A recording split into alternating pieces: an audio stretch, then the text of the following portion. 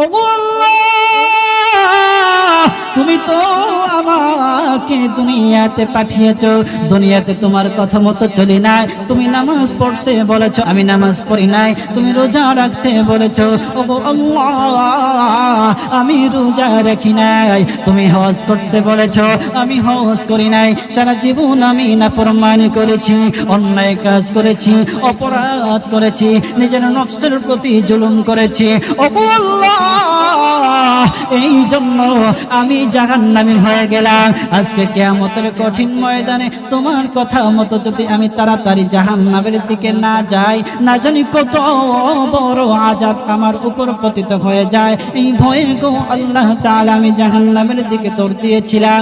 আল্লাহ তাআলার দয়ার সাগরে জুস পয়দা হয়ে যাবে, উতলানি উঠে যাবে, ফেনা উঠে যাবে।